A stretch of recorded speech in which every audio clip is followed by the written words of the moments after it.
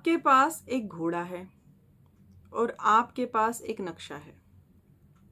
आपको पता है आपको जाना कहाँ है। आप घोड़े पर सवार भी हो गए और आपके हाथ में नक्शा भी है, लेकिन आपको घोड़ा चलाना नहीं आता, आपको घुड़सवारी नहीं आती, आपको घोड़े की लगाम पकड़नी नहीं आती। आप बताएं, जो नक्शा आपके हाथ में है, क्या आप अपनी डेस्टिनेशन पे पहुंच जाएंगे? Hi friends, thanks for watching my video. मैं Richa Gupta, educationist, entrepreneur, life coach, wellness advisor and angel healer, आपका अपने इस चैनल पर स्वागत करती हूँ और आशा करती हूँ मेरे सभी भाई बंधु अपनी अपनी प्रैक्टिस को कर रहे हैं। छोटी ही सही, कोई एक टेक्निक की प्रैक्टिस ही सही ज़रूर कर रहे होंगे। और मैं अप्रिशिएट करती हूँ आप सभी को कि आप अपनी लाइफ के लिए अवेयर हो रहे हैं और एक एक कदम आगे बढ़ा रहे हैं। और उन सभी अपने भाई बंधुओं को बधाई देती हूँ जिनके टेक्निक्स करने के बाद कुछ पॉजिटिव रिजल्ट्स भी मिल रहे हैं। ये एक विश्वास की बात है। जितनी विश्वास, जितनी शिद्दत से हम प्रैक्टिस करते हैं, उसके बाद हमें रिजल्ट मिलने लगते हैं। लेकिन रिजल्ट तो हमें पहले भी मिल रहे हैं। मिल हमें वो रहा है जो हमारे सबकॉन्शियस में है। अभी जो मैंने आपको स्टोरी बतानी चाहिए कि आप घोड़े पर सवार हैं और घोड़ा चलाना नहीं आता, पता आपको है कि आपको जाना कहाँ है। हम सबके साथ वही हो रहा है। पता हम सबको है कि हमें जाना कहाँ है, लेकिन घोड़ा कैसे चलाना है वो किसी को नहीं पता। सेम हमारे पास सबकॉन्शियस माइंड है। हम उस घोड़े पर सवार तो हैं, लेकिन हमें घोड़ा चलाना नहीं आता। तो अब आप बताएं आप कहाँ पहुँचेंगे? वही हमारी ज़िंदगी को अभी वहाँ पर लेकर जा रहा है जहाँ हम नहीं जाना चाहते। यही वजह है कि मैं सबकॉन्शियस रीइम्प्रिंटिंग की बात करती हूँ, सबकॉन्शियस मास्टरी की बात करती हूँ। सबकॉन्शियस रीइम्प्रिंटिंग जो है वो आपको आपके घोड़े की लगाम हाथ में देती है और आपको उस घोड़े को चलाना सिखाती है। ठीक है, हम ये जो वीडियो है ये उस सवाल का जवाब है जिसमें ये पूछा गया था कि सबकॉन्शियस रीइम्प्रिंटिंग क्यों ज़रूरी है। आप क्यों हर टाइम सबकॉन्शियस रीइम्प्रिंटिंग की बात करते हो, या सबकॉन्शियस रीइम्प्रिंटिंग होती क्या है। सो मैं इसी को आपको थोड़ा सा एक्सप्लेन कर रही हूँ। सबकॉन्शियस, हमें पता है कि हमारा अवचेतन मन है। हम जब से पैदा हुए हैं, जब से पैदा होने से भी पहले आपने अभिमन्यु का भी एक किस्सा सुना है कि उसे गर्भ में की विधि मिल गई थी। यानी हम जब अभी अपनी माता के पेट में थे तो भी हमारे जो विचार बन गया था, जो हमारा पैटर्न बन गया था, जिसे हम डीएनए कहते हैं, कुछ हिस्सा वो और कुछ हिस्सा जब हम पैदा हो गए उसके बाद।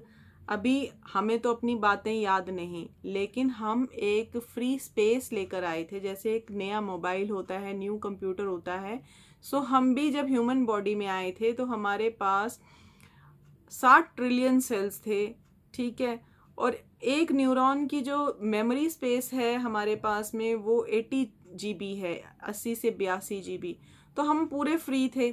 कितना हम डीएनए और कितना हम संस्कार लेकर आए थे। उसके बाद जो वहाँ भरा वो संसार ने भरा, समाज ने भरा, परिवार ने भरा, हमें तो पता ही नहीं था। और जितनी बातें हमने आसपास में सुनी वही हमारे डीप रूटेड सबकॉन्शियस में जाके फीड हो गई। अब वो स्टेज हमारे पास, हमारे हाथ में नहीं थी, हमें पता नहीं थी। हमारी लाइफ का पैटर्न जो चल रहा है वो उस हिसाब से चल रहा है। अब मैं आपको ये बात बताऊं कि जो हमारा ब्रेन और माइंड है ये दो डिफरेंट पार्ट्स हैं। एक फिजिकल है, एक नॉन फिजिकल है। जहाँ विचार आता है उस विचार वाली हिस्से को हम लोग पकड़ नहीं पाते, लेकिन उससे होता ये है कि जब इंसान का दिमाग कोई विचार डेवलप करता है, जिस पे फोकस करता है, वहाँ पर उस सेल की शेप बदल जाती है। और उसकी शेप कुछ इस तरह से होती है कि जैसे, ऐसे समझिए जैसे आप प्लास्टिक को गर्म कर दें, ठीक है, तो उसकी जो भी शेप बनती है, जो भी शेप बनेगी वो एक आकार ले लेती है। थोड़े टाइम के बाद आप उसको रिमोल्ड करना चाहते हैं और आपने फिर उसको हीट किया और फिर किसी सांचे में डाला और फिर उसके बाद आपने उसको दूसरा आकार दिया। सेम उसी तरह जब हमारे विचार बनते हैं नेगेटिव या पॉजिटिव, हमारा जो सेल है ब्रेन का वो अपनी शेप्स चेंज करता है, और जब वो शेप्स चेंज करता है उसी से हमारी री इम्प्रिंटिंग की जाती है। अभी तक तो जो हमें मिला था वो हमें पता नहीं था, और हमें पता नहीं था इसीलिए आज जिस सिचुएशन में है वो एक अनडिजायर्ड स्टेट है। मैनिफेस्ट हम वही कर रहे हैं जो हमारे यहाँ पर भरा है, लेकिन हमने नहीं भरा था। हमारे लिए हमारे समाज ने भर दिया था, हमारे माता पिता ने, हमारे रिश्तेदारों ने, या हमारे लिए दुनिया ने। ये कैसे भर दिया, कहाँ से आया, कैसे शब्द थे, वो सब भरे जा चुके हैं। लेकिन री इम्प्रिंटिंग की जब हम बात कर रहे हैं तो उस चाबी की बात कर रहे हैं, उस लगाम की बात कर रहे हैं, जिससे हम उसे रीमोल्ड करेंगे अपने उन विचारों को डेवलप करके जिनकी हमें ज़रूरत है। अब यहाँ पर एक बात आपको और बताती हूँ, बड़ी मज़ेदार बात है। वो बात ये है कि आप में से बहुत लोगों ने ये नोटिस किया होगा कि आप एक विचार बनाते हैं। सपोज एक एग्जाम्पल ले लेते हैं। आप वीडियो देखने के बाद आप ये सोचते हैं कि मैं भी ये टेक्निक करूंगी या करूंगा, और 2 दिन आप करते हैं, तीसरे दिन आप फिर छोड़ देते हैं। ये क्या है? क्यों आप एक पल के लिए मोटिवेटेड होते हैं और उसके बाद फिर एनर्जी ड्रेन हो जाती है? वो कारण यही है कि आपने उतनी शिद्दत से वो विचार डेवलप ही नहीं किया था, और वो जो न्यूरॉन जो शेप थी वो आपने चेंज ही नहीं की थी, जो आपको आपका डिजायर्ड रिजल्ट देती। इसीलिए तो बोलते हैं 21 दिन की प्रैक्टिस करो, 3 महीने की प्रैक्टिस करो, 60 दिन की प्रैक्टिस करो, 90 दिन की प्रैक्टिस करो। इसीलिए बोला जाता है कि जब आप रेगुलर उस पर फोकस करते हैं तो आप उसको वो शेप देते हैं जिसके बाद वो आपकी बॉडी एंड माइंड दोनों के बीच में एक अलाइनमेंट पैदा करता है, और वो ब्रेन आपकी बॉडी को मैसेज करता है कि अब उठो, इस पर एक्शन लेने का टाइम आ गया। हम बोलते हैं फलाना आलसी है, बोलता है, करता नहीं है, लेकिन अंदर का बात ये पता ही नहीं है कि उसके अंदर वो फोकस ही नहीं है जो उसके सबकॉन्शियस की री इम्प्रिंटिंग कर सके।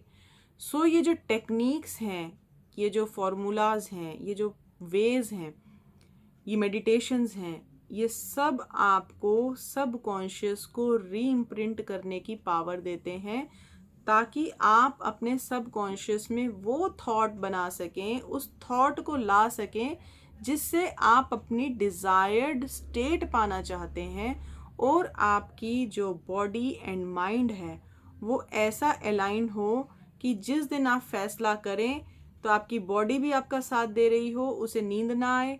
क्योंकि जो हमारा माइंड है ना, वो बहुत से बहाने भी देता है जब नया कुछ करने लगते हो, क्योंकि उसके पास वो शेप नहीं है, ठीक है, वो ले ही नहीं पा रहा उसको।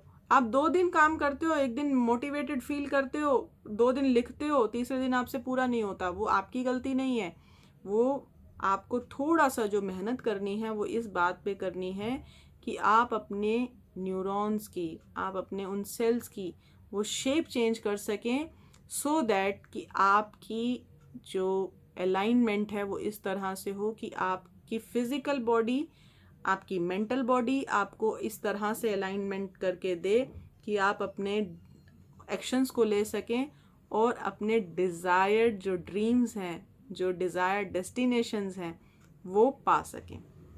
ये है सबकॉन्शियस रीइम्प्रिंटिंग। आज के लिए इतना ही। और सवाल हैं तो ज़रूर छोड़िए, ज़रूर आपको आंसर लेकर आऊँगी। अगली वीडियो में फिर मिलते हैं। Till then stay safe, stay happy. Thank you, thank you, thank you. Good luck.